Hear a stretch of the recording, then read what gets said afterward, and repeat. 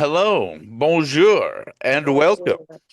to the unofficial PopCap Podcast, a podcast about the golden age of PopCap games by, well, a whole bunch of people who were there at the time.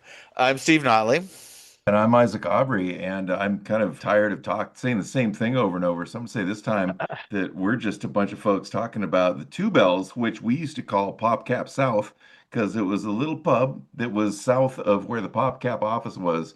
And when we needed to talk about all the shit going around the office, that's where we went. And we have a special guest today. We call her Jules. She is Julie. She was one of the bartenders there and put up with so much of our shit, and we owe her so much. And this podcast is a tribute to Jules and the Two Bells and the beautiful spirit that is swirled around the whole area at the time. Very magical place. Right. In addition, of course, we are welcoming back Rich Werner, original artist from Plants vs. Zombies, as well as Matt Holmberg, also a original artist for Plants vs. Zombies, plus a bunch of other games as well. So we have a wacky bunch of PopCap people, and we are going to talk. I think the overall theme here is going to be sort of.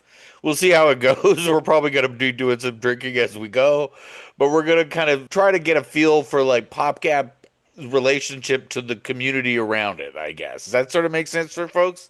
That's Absolutely. a thing to jump in on. So like Julie, let me start off by asking you, when did it kind of, or maybe like when did it occur to you like, oh yeah, there's this like video game company that's like a block away and a bunch of them are starting to drink here. Like, did that ever sort of click and you kind of notice that that was a thing? Well, yeah, because you got to remember I started in the dish pit. So I kind of learned all of you guys from the dish pit, and all of the bartenders would come through the dish pit, and it was always PopCap, blah, blah, blah, blah, blah, blah. And I could never remember PopCap. And it was Chad. Do we all remember Chad? Oh yes. Chad is the one who got it to stick in my head by saying, I'm going to pop a cap in your ass. And I was like, oh, pop cap, got it. And then that's how that stayed in my head Beautiful. It's was beautiful. from Chad, actually, believe it or not. So was Away with words. the PopCap infestation of Two Bells, did that happen before or after you started working there? When did you start working at Two Bells? 2008. Okay, yeah. So we'd been kind of troublemakers for a little bit before he showed up. So you just kind of For the PopCap party, I was not a bartender yet. I was still for the sellout party. mhm, mhm. I was in the dish pit still, so I was the one that kept bringing out all the hummus plates for you guys My favorite, by the way. to try to keep food in you. It was important. Well, we had to have something that we would cough up in the restroom later. Yeah. Otherwise, it was just blown air. It was That air that coming out. party, it needs to be stated the size and gravity of that party. Like, been a lot of parties, but I've never been at a party where outside on a smoke break and a news van showed up. It's like, holy shit, this might be the biggest Okay. party in the world right now. Another fun fact about that party is that since we had the old school cash register, when Colin was trying to RIP, when Colin was trying to input your guys' tab because the big card got thrown down by the big guy, and I Yeah. don't know too many names It was actually. Vechey. It was probably John. Yeah, it was Vici. It Or was. yeah, All we know as bartenders, we know that when you hand us a card, if it's heavy in our hand, that person's important. yeah, the Amex And that Black or whatever it card was. was heavy. So he was trying to put it all in the cash register, and the cash register couldn't take it all. He had to split it up into two huge fucking tabs because it was so much. The old cash register didn't know what to do with it. I think there were multiple Not nights even there kidding. where we That's so went into crazy. like the 10 grand range with people that were coming through. I know there were some big nights at Two Bells. Oh yeah, definitely. That's why Jeff had a couple of his little PopCap appreciation nights when he tried to give you guys free appetizers and stuff. It's like, yeah, okay, well that just kind of gets more money out of them drinking. But okay, Jeff, no Right. problem. We knew what was happening. Yeah, no It was, kidding it at all. was It was a mutual thing, right? exactly Symbiotic symbiotic relationship. relationship. Exactly. On There that we topic of go. cards, though, I remember one of the parties. It must have been a release party or something, but I think it was John. He was like, "Okay, I gotta blow out of here." It was like we were drinking tough, and it was late. And he's like, "I gotta bounce." He's like, "Here, Matt, here's the card." So when it's done, just fill the thing out. And I remember it was if I remember right, it was a $700 gratuity to round it out to an even 10,000. Which is like, that's like one of the craziest things ever is writing, nearly $3,000 on a tip line in a bar that employs like 8 people. Well, they earned it. You know that Oh much. yeah. It was crazy scenes there. Anyway, Isn't it true that John got either 86 or at least kicked out once from the Two Bells? This is the guy who's laying down the heavy card. He was kind of a maniac too. I'm pretty sure that happened at some point. I remember John getting kicked out at some point. We'll have Maybe to he flash just up a someday in picture of comment. John's like LinkedIn page photo or something. or Okay. or a gif of him getting stuffed into a trash can. Yeah, That which also happened? happened. Yeah. Yeah, head down, face down into a trash can. The I trash would can out probably, in front of Two Bells. We got probably some- can't show the dry humping because that's probably like. I don't want to see the dry humping, but if he just have a little picture of his face, I'd probably recognize him. Yeah. Yeah. Actually, I probably know most of you from your drinks. Yeah. Yeah. Yeah, actually, I've got a video and pictures of a night where all hell broke loose, and the trash can episode happened. There's video of some of that, and then people getting just wild on the back patio and just destroying the back patio, drunk as hell. Yeah, Rodney we and all Andy kind of- making wrestling rings. Yeah, it was Oh, really out of Jesus. control. And I've been threatened by former coworkers. Don't ever show anyone that video. Don't show. Yeah. The compromat. So I'm like, I don't know. I'm kind of starting to think that maybe 15 or 20 years later, it's okay if. I Your think you're retirement plan. right. I think There's you're a right. I statute of think there's a limitations, yeah. time. Yeah, there's a statute of limitations on all of that. I think That being right said, now, though, the back tables, if any, I still have pictures on my phone of I all was of you gonna- guys' I was gonna text gorgeous you guys- artwork. Oh my God. We should have gotten Yeah. JPEGs ready to queue up. Well, I guess you guys edit these afterwards, Steve, so you can put up pictures of those. That is true. Yes. yeah. In fact, Rich, Matt, and Steve here all added beautiful contributions to those tables back there. Yeah, Dude, that lots was of- the lots best. of great art back there. I Like, wanted one yeah, of those tables. I mean, like, it's hard to overstate the coolness of a bar that has a back patio where you can go out and still drink and smoke and chill and Deface property with your well, dumb yeah, I drawings. mean, because that was like a really big deal is that we had so many artists working at PopCap who would come and hang out at lunch or after work and would doodle on the picnic tables back out there, right? So we would have these like super elaborate drawings of Sly Cooper or the alien from Aliens or something like that. Like people would bring I have like a shot old of that one. marker packs and so on with the gel packs and do all these like super fancy drawings on the tables, much to the I suppose bemusement of the non-PopCap clientele. But Well, no, you would see other people that were just, normies that had a Sharpie in their bag and would draw. And I liked seeing those the best. It was like very raw and real. And one of the cool things about that was it went for years and they would fade.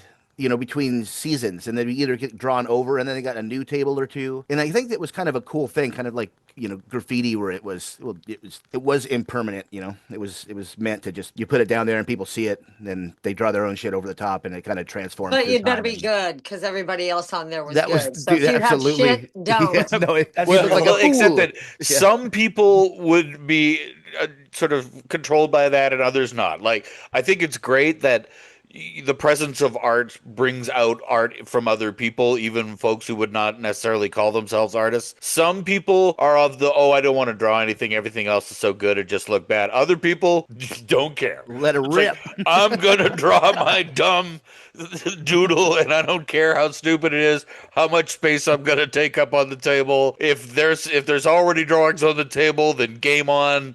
And so that is also a funny quality of that. Is that some people are just like, this is my chance to shine as an artist. I'm going to show them all. The cool thing about it was that none of it, I don't remember seeing anything that was like gnarly, like vulgar or anything. It was all just like actual cool art. It wasn't just like a bunch of stupid stuff. Yeah, no. The penises were always like given thoughtful and expressions on their faces. Well rendered. Yeah.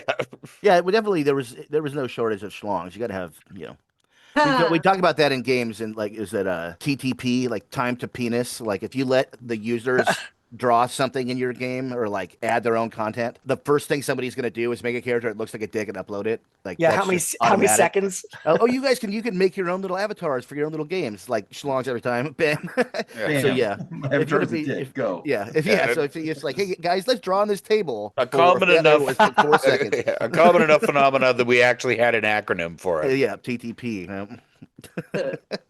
Do we know what happened to those tables? Like what happened when Two Bells, for our listeners out there, this bar has been bulldozed and it's a parking lot now. No, it's a It's like, skyscraper. It's a It's a condo. big Yeah. building. yeah, Commercial, yeah, it's a big building, but like what happened to those tables? Does anybody know, or are we all I don't. you don't? Yeah. I I don't. tried to get one. I know that people took photos at least of a lot of Oh, the we can definitely source many, the many images on that photos. and stuff like that. I think I'll maybe like I'll go into Google Streets and like pull up a little like where is it now? Like here, this is what used to be a cool little bar. It is now a soulless condo. Well, I guess that's a segue there. I wanted to like mention a little bit about like what the neighborhood was like because to me, I never really went in there until I decided to move down by the office, and after spent an hour driving into work and back from work every day on I-5 for so long, and I did the math one day in my car. I might have already mentioned this, but I was driving for like 4,000 hours Oh, over all those shit. years. And I was like, dude, just move downtown. And I would never move downtown. I never wanted to live downtown. It seemed weird. And I did. And it was right. So the bar we're talking about was right between my office and my apartment. And the first time I went down there, it was like really weird. You're like, well, I guess I'm not driving back to the burbs today. For the first time in my life. That's kind of the pattern. You drive to the city to work and you drive home. And all of a sudden I drove to work and I just stayed there. I was like, okay, that's kind of weird. I guess I don't got to get on I-5. What am I going to do? And I'm like, well, I'll go hit the bar. Thus became an illustrious alcoholic career, but yeah, it was the neighborhood. It was like north. It's north kind of Seattle. Everybody, other listeners will know where the Space Needle is. So like, if you had to look at the skyline of it, like it's way more the Space Needle side. It's always kind of a fun game when watching a movie that is set in Seattle and that they do the big sort of aerial, like the Right. kind of helicopter shot of the Space Needle. And depending on the angle, you can kind of go like, there it is, there's PopCap. That's it. Like I think Absolutely. in You can always see it. yeah, exactly. Like Death Note on Netflix, the live action version of Death Note. Oh, I yeah. think there's like there's a PopCap building, spotted in one of the B-roll shots of the skyline there. So But that neighborhood, Ugliest like building it in was like Seattle. Belltown, Hands down. and there was already some tech stuff there. There was a pharmaceutical equipment Phillips building over there or something like that. But like Amazon, if they were there, there wasn't like a big Amazon presence. Like it wasn't a big tech money neighborhood really. I remember when I first started hanging out and I met Clark Humphrey, who's a famous classic character from there and definitely worth a Google. But he was like, oh well, you guys, well, there's a lot of really well-paid young people walking around using a lot of computers and they want to know the Wi-Fi password. What's that all about? And he used to run a paper called the Belltown Gazette or the Belltown Chronicles or something. It was kind of like Most famously, Stranger. he wrote the Loser book. Definitely. And Seattle also News. he wrote for The Stranger too, remember? Yeah, totes. I don't remember the name of his own paper though. It was anyway, but yeah, you like actually, and I sat there and he interviewed me for it, like at Two Bells by the window there one time, before Rad. way before sellout. It was probably 2006 or seven. But yeah, it was kind of we kind of made a splash in the neighborhood because all of a sudden there was a lot of young people drinking a whole lot and leaving large tips and drinking just and partying all the time. And talking about stocks and condos and stuff. It was great. but also,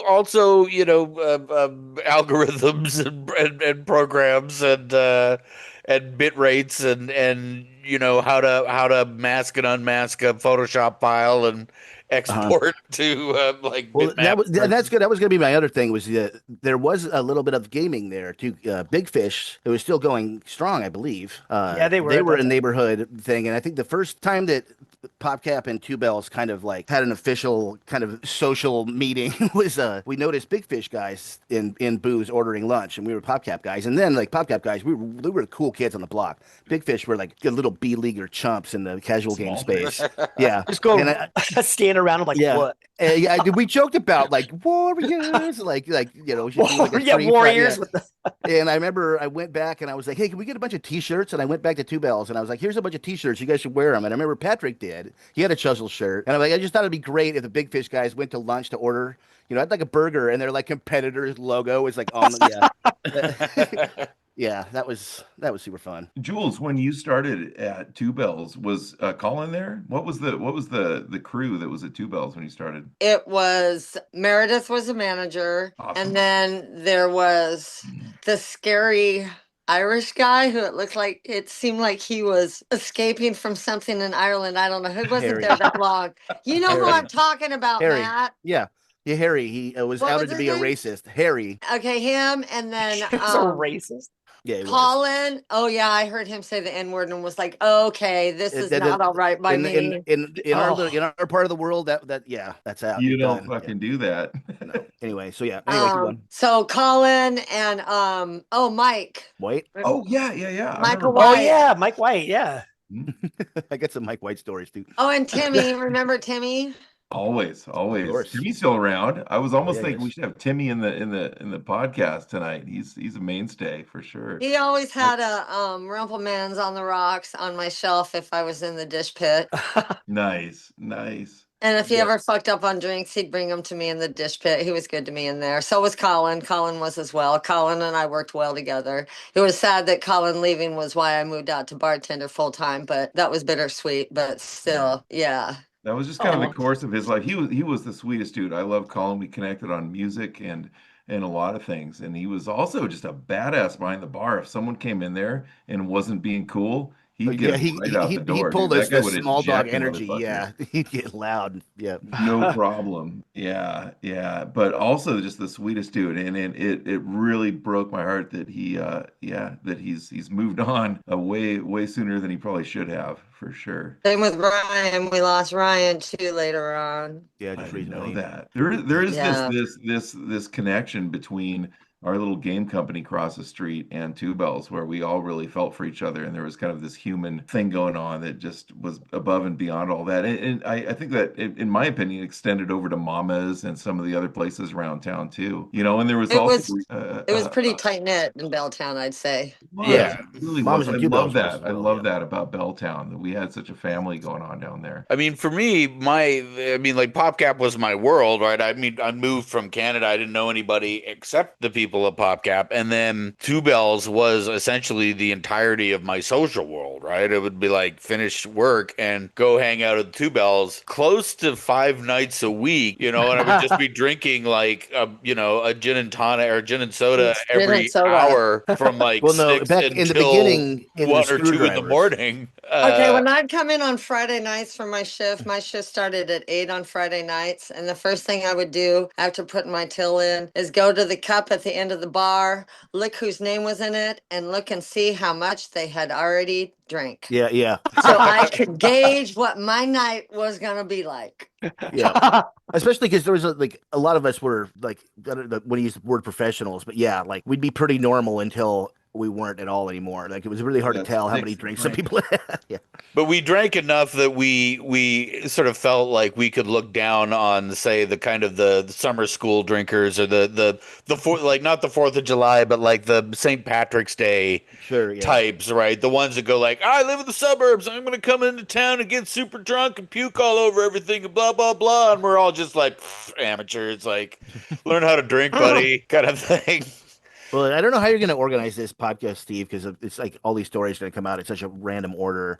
But that's one of the This things is I our remember. chaos episode, if anyone's Yeah. wondering. This is Like chaos. there were people, we had offices all around, in Shanghai and Ireland and Chicago and Japan, and for a minute I think we had like something like 7 offices at our absolute limit or something like that. I can't remember the exact number, but so people would come out to Seattle, and it was always kind of funny because nowhere, it doesn't really matter where you're coming from, maybe unless you were from like Bourbon Street or something. They weren't used to drinking like we did, and it was always like after work, like, hey, let's go get a drink. And I remember one of the guys from Shanghai, he's like, oh yeah, I always want to try American whiskey. Oh man, that poor guy, that poor guy, he was just absolutely hammer timed. Learned But things. took care of him. It was all worked out. The other one on that kind of topic was the guys from Ireland, which was super wild in the first place because one of them was a Chinese guy, but he grew up in Ireland. So to look at him, Zhu Wang, Zhou Wang, that was the guy's name. Super great artist. But yeah, like you look at him, and he, looks like any Chinese guy But then he starts talking like a complete like Irish like 50s noir gangster guy. You're like, where's that accent coming from? But we took them to Mama's. They never had, Tex-Mex. They don't have that in Ireland, I guess. And being, over in Europe, they use a fork and a knife to eat. Unlike Americans, we use the shovel method. It's like one utensil for one hand. And you looking over at this Chinese guy who talks like an Irishman, and he's like holding a fork and knife, and he's like very daintily spooning Mama's like Tex-Mex slop onto a fork, Dude. So super fun. And then of course Katie overserved the fucking shit out of us. So yeah, then we helped him stumble back to yeah, that was fun stuff anyway. Rest in peace, Katie. I was gonna say another R.I.P. Can you believe that? She's Jeez. losed so many, and we recently just lost her little sister Molly too. Yeah. I heard about that. They were a mainstay. We go over to the to Mama's, which is a Mexican restaurant in Belltown, just a couple blocks away from both Two Bells and PopCap. And Katie often was the first person we run into walking the door, and she'd escort us back to the Elvis room, which was a tiny little room covered in pictures of people that the people had drawn of Elvis on napkins in all various states. One was like a fetus Elvis, and there's just like an awesome like black velvet Elvis or two. Yeah. Yeah. It was great. And then she'd sit us back there, and then as soon as it was time for shots, she would come back and look around, do shots with us, and until we were all just having a great time. And yeah, Katie was the best. I think she passed on probably 2016 or so, somewhere right in there. Jeez, man. Yeah. Yeah, pretty- and I mean, Molly it's just recently. crazy to think about. I mean, we're talking about all these stories that took place back in like the late 2000s, early 2010s kind of stuff. So it's like this is 15 odd years ago. Like, did any of us? I mean, it's always weird, no matter who you are and how old you are, to sort of look back and see the passage of time and go, like, I never thought I'd be in a position where I was looking back 20 years or whatever, and I was like an adult during that period. Or just even sort of like the way of life that at least me and you, Matt, certainly had for many years, which was pretty heavy drinking most weekdays. Well, and also, yeah, I was going to mention before, it's like people hear the term work-life balance, and that was at that point, it was just you go to work, you hit the bar, you as soon as you wake up from your blacked out stupor, you head right back to work. And we were doing like hugely productive long days, and then partying until we were almost blind, and then passed out for as short as we could, and then it was right back to it. And it was like we didn't have any work-life balance. It was literally work and partying turning into one kind of solid kind of substrate of just like life. It was like 19 hours a day, you're drunk and working, and then you black out for a minute, and then you're back at it. You just did that for. It was kind of like that because I think almost every day at lunchtime I'd go there and we would still be working because I'd bring my sketchbook and I would be drawing stuff for work. So many like super important art pieces or game ideas were made in the walls of Two Bells. Okay, so the rumor I always heard, and I would like to ask you guys now and get a final real answer on this. Yes. Was that if you came in for lunch, you were only allowed 2 drinks with your lunch? No. They was never officially on the books. How could that be policed? Not by me. I wasn't my job. They would have they might have suggested it to people. I could definitely believe that. There was a moment. I think at some point I may have been the only person who got like a talking to about coming back to work after drinking at lunch, just because of some disturbance I might have made at a meeting afterwards or something. Well, should we go into details on that one, or should we leave that one in the fog of war? Well, it's. I mean, everything from that period is a fog of war. It's one of the reasons I'm doing this podcast. Okay, so here's the deal: sort of reconstruct my own history. I believe it was Eric Tam's leaving, and we went. Oh no! Absolutely hyper nuclear to the like. I think I already told the story on the other podcast, but like. One time, they just grabbed a dude that just like exited the elevator with us. Like, hey, you want to have a shot at my desk? And he was like, yeah, sure. Just a random guy just invited into the studio to do that. That was after me and Eric did like pints of IPA chugging contest. And I remember you guys were doing that. It was like a dead heat after 3 rounds, and we were also drinking clear liquor. Oh my god, man, we got absolutely annihilated. the fact that I can remember any of it. But yeah, we went back and there was like that we were having it was on I want to say it was the second floor. Anyway, it was the 4:30 Friday meeting, and we were well tuned up, and there was a lot of emotions because I don't want to go into the exact names and details of We all loved Eric. yeah, exactly. We weren't happy. Yeah, there were some things some that needed bad to be aired out. feelings. And Steve was at the right amount of lubrication to air them out, and yeah. To just, Oh no. well, I just sort of felt like because I do remember coming back and just going like Eric, Tams, just going like because like he was leaving under circumstances that weren't ideal. I don't know if he was quitting, if he was sort of Not being like, nearly due the respect that he was. Yeah, and we who had worked closely with him sort of felt that like he deserved some yeah. We're losing a praise titan and here. celebration of his time there, right? So it's just like, well, this isn't going to go down without that happening. Yeah. Steve fell on that sword. Where it's like we all wanted to stand up and scream, but nobody had it. Except for Yeah. Steve literally chanted out the letters of his name, ERICTAMS. So dumb. Like made a big. It just went and it interrupted the CEO of PopCap Games talking at the end of the week about all the stuff he talked about, and so it was just this big Man, interruption. My heart is and swelling right now. this Oh my God, chanting that's so loud funny. like tribute to Eric Tams in the middle of this whole meeting. It was, and I think we were all just like, "Holy shit, what's going to happen now?" Well, And it was but I fine, mean, it was it's to And Steve PopCap's continued to credit work that there. what I got was kind of a finger wagging talking to about interrupting, Basically, just because they had to be on the record as a president, that it's like, because at Right, the yeah. same time, yeah, because I think everybody did sort of go like, well, that was the right thing to do, right? no, Like yeah, to 100%. actually celebrate one of our colleagues who was leaving, and you guys are even saying it yourselves, is like that you Yeah, appreciated it's that like I Steve, you might have stood up. forgotten it, but I never will, because it will live No. on in infamy in my mind as just, or no, not infamy, but in glory, I should say. Yeah, Famey. Absolutely. yeah. Well, you couldn't have gotten too much trouble because you were the last employee at PopCap ever. Exactly. outlasted Let's look at the literally data points everyone. here. Yeah, exactly. He only lasted like 10 years past everyone. Yeah. But no, that the fuel for all these passionate emotions and this creativity really did have a huge spot at a table at Two Bells with all of you awesome folks. Meredith, as soon as she left, she was gone for good. So One thing I got to mention about Meredith, it needs to be known, is her last name is Storm, and okay. she was in my phone as Megadeth.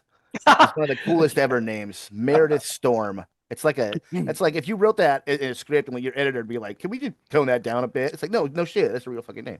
Yeah, but Meredith also, when she trained me, the first thing when you came in, Yeah, she poured you a shot and made you a drink because back then you'd have a shot and yeah, next to your whiskey soda. yeah. I have a cocktail and a shot. And after she poured it, she turned her head to me and said, "Matt's first drink is always free." And I said, "Okay." Bam. Oh, wow. Yeah, dude. My man. Well, and Yeah, plus, of go for the course, I mean, Meredith. we She's we the best. became habituated to the Two Bells pour, Yeah, which was just sort of like 4 1 ounce, fingers two of death. ounces, two Yeah. When ounces. Steve would get back, when you would go to But Canada yeah, I for would go last. back and I was so used to the Two Bells pour that I would be like trying to get drunk at a Canadian bar when They I'm do back for little like Christmas, and I would bigger just be shots like, up "What there, the and you're hell is like, happening here?" I drank like half a bottle of gin and nothing's going on. It's like, oh, it's because you would usually polish like 3/4 of a bottle of gin in an evening. right. Uh, Jesus. Yeah, the pours in Canada are super lame. But also, a lot of times there'll be a liquor store the- nearby where you can just go buy a half a pint of Weisers and keep it in your pocket. And every time you go out for a smoke break, just take a gulp out of that. So it's like pretty much evens out. I remember hearing around the bells that sometimes Steve would get so far gone that he would get a water and soda and would not Okay, know the difference. I would put my trick was a tiny bit of gin on the bottom. Then I start shooting the gun at the same time. Pull the gin, fill up with soda water, and then a little bit on top. A little bit on top for the nose smell, and a little bit on the bottom for the first Yeah. sip. Ladies and gentlemen, that is We got fucking genius. tricks, you You're not going to guys. get that information anywhere else. That is Well, yeah, pure but I also genius. remember, you wouldn't charge them for like a lot of those, so it was just No. like keep the Well, party and going, but also keep the alcohol poisoning I did away. then start a thing though with Steve. Much later on, Steve, I started that thing where I would make you drink a pint of water, but the first which, time I did it, yep. you're a Dude. smart ass. I poured a pint of water and you picked that pint of water up and you You tugged the whole fucking guzzle thing it, at once, just set it down and said, wham. now can I have my gin? I just like, God damn. Well, but I mean, but I've always, or certainly, I mean, I guess I say I always said it, but me saying it sort of comes from this era, but it's like smart drinkers drink water. You can get super drunk, but just have water while you're getting drunk and you won't be destroyed the next day. This is the kind of stuff you learn on Um, gaming podcasts, guys. Yeah, Yeah, right. it's You the know, my game of favorite how to thing- get drunk. My favorite thing to do would be I'd show up at Two Bells, and Steve, you'd be there for a long time already because I didn't live downtown. I'd have to drive out from my house in Renton, and I remember just walking in. I'm like, I want to see what happens. Watch this, and I'll be like, I hate Pokemon, and then Steve would just go like into a complete fit, like every single time. That's just because I knew you didn't really hate I mean, Pokemon. you're seeing a pattern here. Steve stands on business. What's the Right. other fight? The other fight that Matt you used to have with Steve, was it about the Predator movies? Predator Predator and 2. fucking God Rich. damn it. Dude, Predator That's 2. the other one that gets Steve riled up. Yeah. Well, they knew It's they'll a- get me with it too. Rich actually bought me a Predator 2 poster that I had on my wall at Yeah, I PopCap. remember put it on your wall in your queue where you're sitting. I fucking hate Predator 2 so much. I think that is No like the way. lamest ever sequel. Okay, but and can Rich we and at Steve are least like, now "Oh, man." acknowledge that in the years that have come to pass since then, that Predator 2 is like in the list of all the movies that have predators in them, Predator 2 is actually maybe not so far down that list. I Dude, it's understand your high. point. I understand your point, and I get you, but no, it's still. Oh, come on, man. I said that about I went back and watched the Phantom Menace and the prequels. I hadn't watched them in a Okay. long time. And I was watching the newer Star Warses. It was quarantine time, And I was like, oh, whatever. Then I went back and watched those prequels. I hadn't watched them forever, and I was like, oh my god, these things aged like wine. They're fucking art. They're so good. Yeah, Okay. dude. If you compare them to Disney ones, it's like, what the hell happened? Like, what happened to culture on our watch? I feel responsible. It was our generation. Well, and that was one of the things I really liked about the Two Bells too, was that you could go there, I could go there any night, and good chance that one of my friends slash PopCap coworkers would be there. But there was also like a goodly number of just regulars there Yeah. who, could certainly carry a conversation on any level or any number of nerd topics or whatever. So you could totally get into all this goofy bar talk. Well, right, because it was never big, loud, like popular dance music. There wasn't televisions, so it was a classic pub in the way that you talked to strangers. Like I still miss that quality of the Two Bells. It's just no TVs, right? Like Yeah. so Oh, that's many right. so many pubs just have the TVs up everywhere, and they're just like magnets for your eyeballs, and they stop people from having conversations. And Two Bells was just super cool and smart about just going, we're not gonna fill the place with dumb TVs. Well, I think also not only with like just the patrons, but also like the employees. Like I'm still friends with Julie and Patrick and Meredith and Timmy and like all those like so many people from then because you'd go in for a drink at 3 p.m. and there'd be like a very soft like 80s new wave song playing off an actual tape cassette, which was rad. And it was like, what are you gonna do? I'll just bemoan my part of life to this bartender person, and then you become friends with them. And it wasn't just like kind of friends like small talk. It was like we actually talked for a couple hours a day. So it was. Yeah. Well, I want to do a call out to Patrick. Patrick, Julie and I and Matt, we have that text thread with We've Patrick. been in a group chat together for like and 16 years or something. He was Oh, he damn. was and remains a cool guy. I mean, like Patrick, of course, was the sort of founder, at least as I understand it, of the Two Bells movie night. So That that sounds would good, be yeah. Two Bells like every Tuesdays. You just bring out like an old cart, like in junior high school, the kind that you watch the Challenger The blow AV up on. cart, man. Yeah. The Yeah, You know but- why that started? That started because my kid was young and now he's completely grown. And Rich, Yeah. I know you know what I Yeah. mean by that. Yeah. 7 foot tall man. Yeah. We got children that go along this timeline to ensure that we remember how old we are, unlike these other Right. guys, right? It's awful. Yeah.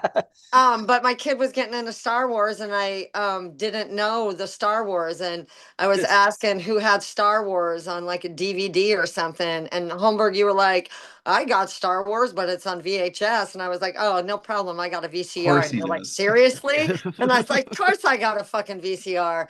And Let's so I do it. watched them at home, and then Patrick and I were talking, and we decided we wanted to start showing them at Two Bells, and then we were like, "Well, should we ask Jeff?" And then we were both like, "Nah, let's not. Let's Yeah, just we do didn't it ask and Jeff see or what the fucking FBI. happens." Yeah. Yeah. Yeah.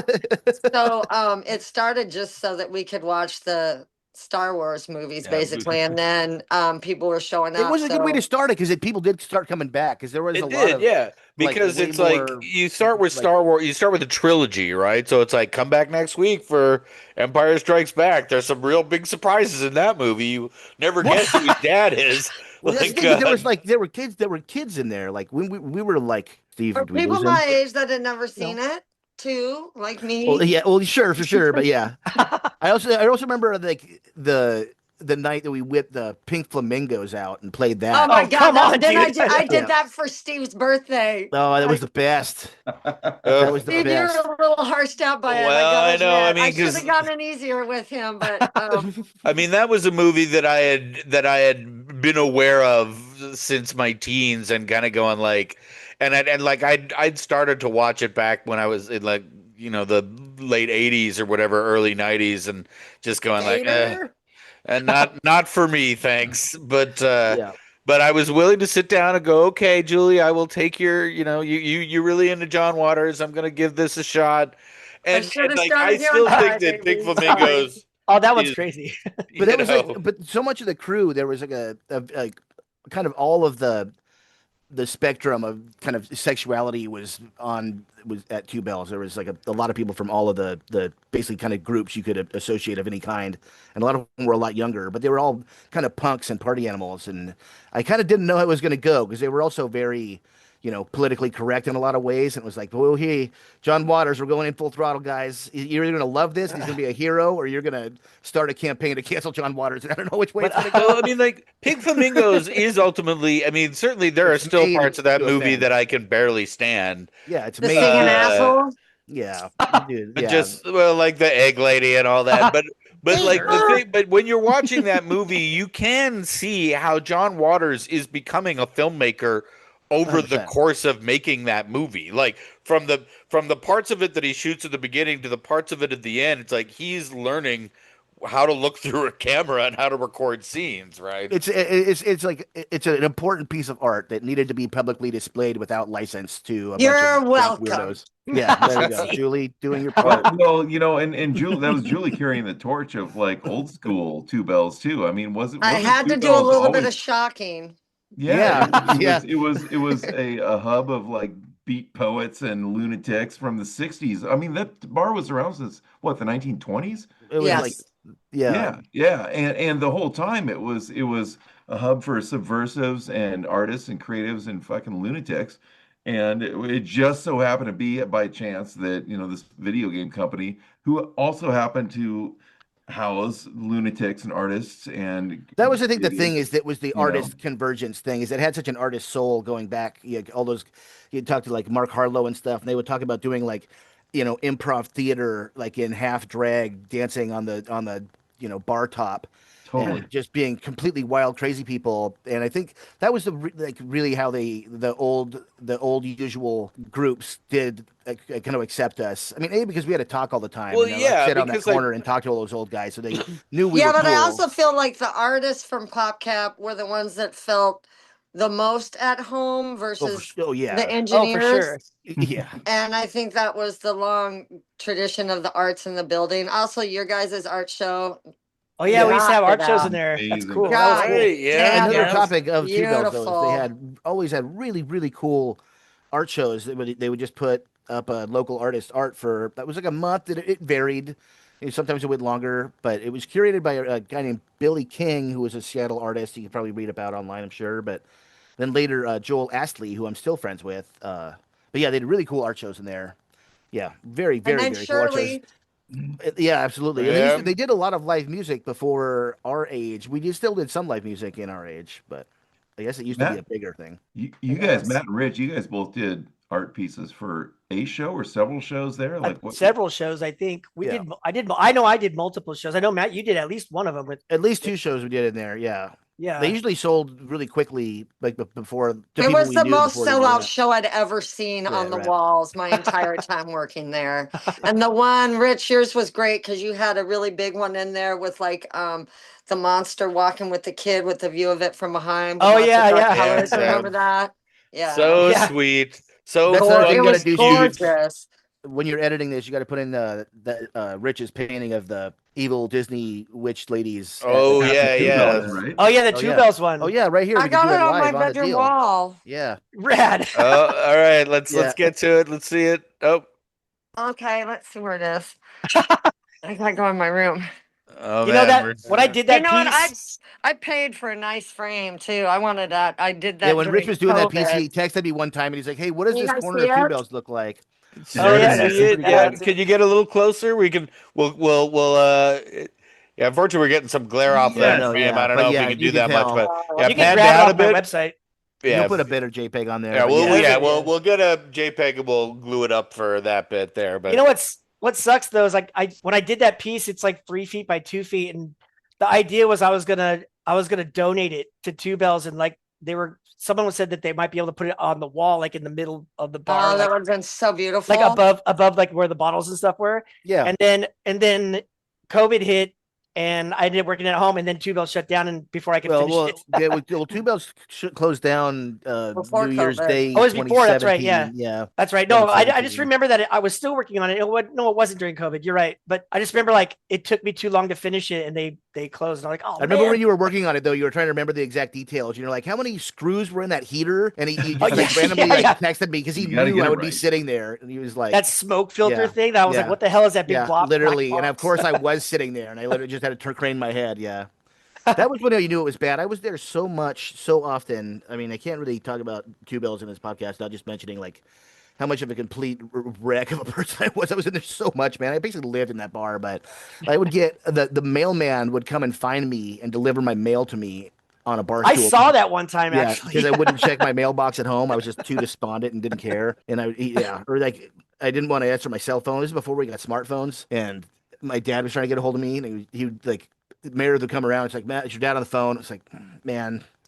Or how about you just like stay at Two Bells because you didn't have power at your house? Yeah, So no, you yeah. just, I like, charged my out. phone there. Yeah, my fuse box blew out in a really old, sketchy apartment, and I was like, I'll just let that ride. I mean, what do I do here? The hot water still runs. I don't need a light. I'll just use my flashlight on my phone. Yeah, but that being said, when I first moved out to the bar, you were my fucking rock. If you were sitting at that end spot there, I knew I was good to go. Yeah, that was a lot of times they have big parties or like the parade parties or something like that. And anytime I showed up, they'd clear a spot out for you on the A corner because they wanted the people they knew. They were like, all this person's going to do is order about one whiskey every 45 minutes and be very, very chill. And so it's like a known factor, So they try to put you in those. I remember every time I'd come downtown with my wife, we'd go to concerts or something like that. And every time we got done, we would drive slowly by Two Bells to see if Matt was on the corner. Yeah. If he was, we'd stop. It was there like 99% of the time. Like, who's in there? Who's in Every there? time. Yeah, pretty much. Yeah. Yeah. I had my old debit cards retired on a plaque. I could probably find that photo too. But Oh yeah, what happened to that? I don't know. There was some little cheesy thing in there. It was like, gave their service or gave their life in service of blah, blah, blah. I did the math one time and it wasn't good. Definitely. If it was a 6-digit total that I spent at Two Bells, that would be good. It might have been more. It was a lot. $1 million in You don't never do the math on that, but if you start thinking I'm doing 10 to 15 a day and they're 10 a piece, Oh God. you just I know how that Well, math back works. then there were only 6 apiece. Yeah. But That was probably more drinks. I was probably tipping at least 2 or 3. Yeah, not good. Don't ever do the math. Never. I was just gonna say what's amazing also is that just the family and the want to commiserate carried on through COVID. So everything in Seattle shut down. No one was going anywhere. And I'm not sure who initiated it, but there was a Two Bells That's COVID Zoom right. hangout. And Oh, I that's, can't remember who that was. yeah, for Oh. a long time. That's Did the Matt show I Nelson do think It it? was. I was gonna say it was Yeah, Nelson. that was It it. was Yeah, Nelson. Yeah, fucking Nelson, dude. it was him. Yeah. Fucking Nelson. Nelson. Well done, Nelson. I know you're out there. We see you. I Thank still you. get him. He still comes to see me at where I work now. Yeah, Yeah. fucking beast. I love that man. Yeah, Great dude. yeah, big love to Matt Nelson out there. Matt for Nelson sure. is good people. Yeah, and that was huge. Because those Zoom meetings became an anchor, at least for me. I don't know how everybody else worked that, but that was big for me to keep social at all, to keep being able to just fucking Oh, like talk to totally. people during a crazy time where even that I live right next to I-90 freeway and it became silent because no one was traveling Yeah. between No, Bellevue I and remember. I Seattle. used Like, Yeah, and my whole neighborhood became silent. Everything was it just got so weird. dude, I would go back by my apartment back where Belltown, where Two Bells and PopCap was, and it was like 28 days later. It was just so goddamn It was weird. creepy in downtown seeing it. It'd be like Friday at 4 o'clock and there'd be nobody on the street. It's such Yeah. a like I'm Man. trying to kind of put together the timeline in my mind about because it was such a harsh thing to happen that Two Bells closed the way. So when was it? It was New It was Year's Eve 2017. It was 2017. yeah. So we Well, went into Or 2018 no, No, we no, went, no. Two we went Bells. we went in 2017. New Year's Day 2017 was when it was officially. So the New Year's Eve 2016 was Okay. the The last last day night. So open. starting 2017, no more Two No Bells. more. And then, but like PopCap was still in that office for another year or two, and then it moved downtown. So there was a period where we were kind of like in the corpse of our former neighborhood kind of Oh, thing. dude, yeah, big time. It was hollowed out down there. Where all of a sudden like this place, and I mean I still think about it every day, but like a bar really is like like a person, right? It's easy for us to forget how much work a bar does in binding together a group, right? Like Yeah, because and a lot of people never know it. Like they don't like. It was really a privilege to have a corner pub that was like that cool that we all meshed with so much, like having that very classic. I mean, if you read a lot of like history, like like Dickens and stuff, or like like Revolutionary War things, it was like a pub was a place where community would go and and talk shit clandestinely together against the man. That was that is that's kind of what it fulfilled. It was perfect and very old school in that respect. And a lot of people, wherever they're at, they never really have that. A bar is a place where you go in and order a Yeah. drink and you just like leave. But it's like, no, it can actually make a community, that third place they kind of talk about, where it's like, I'm not at home, I'm not at work. This is like something outside of that, more close to family than it is like, yeah. Well, dude, like there's a place right by my house. It's like walking distance, and even that I've been going there for a long time, but it's still not the same as it was with you guys. And then I remember during COVID, I would go there and you could walk in and get drinks to go. And so my wife and I would get drinks to go. I'd go out to the car in the parking lot, and then I would get on the Zoom meeting with the PopCap people. And I would Wow. talk to PopCap people in Yeah, the parking lot of a totally. different bar Yeah, drinking. it's like I want the culture of the old place, but they're gone. So Yeah. I'll telecommute. Yeah, and so Totally. yeah, like once it was gone, I mean, it truly was like a death of an actual person. The like, same I sort live- of like I said, feelings you like- have when someone passes on. When the bar goes, you feel that same kind of grief and loss like, of. I lived of- right across the street, and like for me, every day started with a shot of Two Bells, and then I went around and I did my day, and then it ended with a shot of Two Bells. Like no matter what, that was it was, if I got off a plane and I was going home after a trip. Since I lived right across the street, I would go to Two Bells. It was just the thing that anchored every action that I did. And then I woke up that New Year's Day and I walked out of my apartment and I looked over at it and it was like, that's it. It's gone. Like it was like, it wasn't looking at an empty building. It was looking like at a dead person. Man, Yeah, it it sucked, sucked, man. dude. It hit me hard, super hard. We partied that night though. That closing party night was a wild one. I always tell people that I got the very last drink ever poured in that bar. Yeah. At Which you like should have. something like Yeah. 4 in the morning or Burned. something. Earned. Yeah, for sure. Yeah. Oof. I let I don't- Andrea Balala come behind the bar and pour her own beer. Oh man. Yeah. Yeah. And So Jeff they didn't watched take it me? and just shook his head at me, Yeah. and I was Are like, they I'm going to gonna- take my liquor license? yeah, I know, right. right? Is that is this true? I always heard it. I just assumed it was, but is it true that the previous owner that her Patricia ashes was were in the- that corner stool? geez. Yeah. Yeah. inside the post? If this was Snopes, I want to say like 85%. Like all the old guys that I knew that had like drank there or had worked there in decades past, there was never a that's a myth thing. I'm not sure if they were always there, but almost 100% sure they were there at some point for some period of time. Crazy. Yeah. I So would let's back see. that. Is there any way we could bring some of this conversation over to video games? Just The last thing I was going to say on Right. the topic of like just what a communal kind of connection it was I worked for a long time on a game called Robo Dojo with Weinstein and Tyson, and it was a lot of art. It was way better than any other art I ever made. I was really excited about. It was dragging. It was an action game from a company that didn't make them. It was for a console, not PC. It wasn't likely, but I was with their kind of like star player, so I thought it was going to happen. And then I kind of got this feeling that it was like Jeff and Tyson stopped talking about it. There stopped being meetings, and I just kind of felt like we were circling the drain. And it was I had this spectral haunting ghost on my shoulder, just going, man, that game's gonna get canceled, man. And I was just really down in the dumps. And to the point where Meredith, who served me my lunch drinks, she was like, "What's up, man? What's your problem?" I was like, "I don't know, man. Nobody's talking about the game. I think something bad's gonna happen." And I later that day, I think it's still radio silence. And the next day she asked me about it, and it had just gotten canceled. And like nobody else had asked me about like what was really going on with the game. Nobody really cared. And like she definitely like the next day she remembered. She's like, "So wait, what's going on with the game? You were really worried yesterday." I was like, "Yeah, it just got canceled." And it was like my parents or brother or family didn't care. Like my other friends were kind of like didn't work in the game. They didn't really care. Like the only person that was like really in that kind of close to family connection thing that really asked about it or like gave a shit. And yeah, really meant a lot. I remember that moment very distinctly. It was like, man, Yeah. yeah, that did suck.